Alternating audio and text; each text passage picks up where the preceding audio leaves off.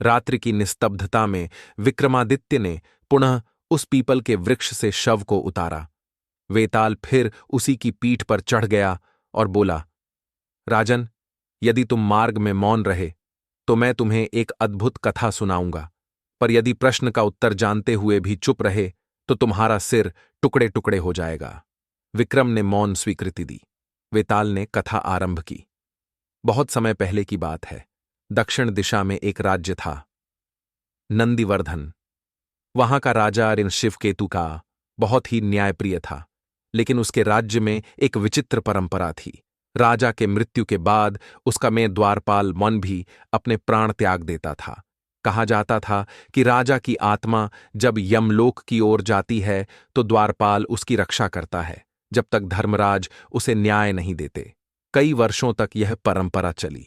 जब भी कोई राजा मरता, द्वारपाल स्वेच्छा से विष पीकर मर जाता। लेकिन राजा शिवकेतु के काल में कुछ अनहोनी हुई। जब वह वृद्ध हुआ और मृत्यु शैय्या पर पड़ा तो उसने अपने प्रिय द्वारपाल भैरवसेन मैन को बुलाया और कहा, तू मेरे साथ यमलोक चलना, यह मेरी अंतिम इच्छा है। भैरवसेन ने मुस्कुराकर सिर झुका दिया। तीसरे दिन राजा की मृत्यु हो गई और भैरवसेन ने भी विषपान कर लिया। परंतु अगले दिन कुछ अजीब घटा। राजा का शव तो अग्नि को समर्पित कर दिया गया था, किंतु भैरवसेन का शव गायब हाथ था। उसे श्मशान में नहीं ले जाया गया था, न ही कोई निशान मिला। सबको लगा कि कोई चुरा ले गया। 20 वर्षों के बाद एक रात नगर के प्रहरी एक बूढ़े सन्यासी को पकड़कर लाए, जो राजमहल के द्वार पर बैठा था और कह रहा था, मैं भैरवसेन हूं, द्वारपाल। राजा शिवकेतु के आदेश से आया हूं, क्योंकि अब समय आ गया है सत्य के प्रकट होने का। प्रहरी हंसे, पर वृद्ध सन्यासी ने महल के गुप्त रहस्यों को ऐसे बताना शुरू किया जैसे वह आज भी वहां रहता हो। राजा के वंशज युवा राजा विक्रमकेतु चकित रह गया। उसने पूछा, यदि तुम भैरवसेन हो तो तुम 20 वर्ष बाद कैसे जीवित हुए? उस वृद्ध ने कहा, मुझे विष नहीं दिया गया था।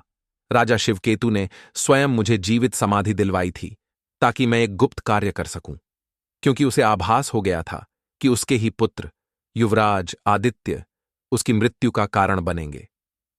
मैं समाधि से निकला, क्योंकि अब युवराज आदित्य का पुत्र तुम सिंहासन पर हो। अब मैं सब कह सकता हूं। और तब उसने एक गुप्त पत्र दिया, जिसमें राजा शिवकेतु का हस्ताक्षर था और स्पष्ट लिखा था कि यदि मेरा पुत्र मुझे मृत्यु के घाट उतारे तो भैरवसेन उसे दंडित करे और उसके उत्तराधिकारी को सच बताए।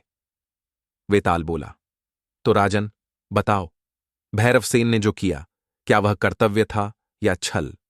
क्या किसी राजा को यह अधिकार है कि वह अपने सेवक को जीवित समाधि दिलवाए, भले ही राज्य की रक्षा के लिए हो?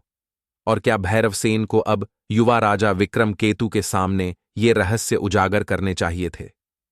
यदि तुम उत्तर जानते हुए चुप रहे तो तुम्हारा मस्तक फट जाएगा।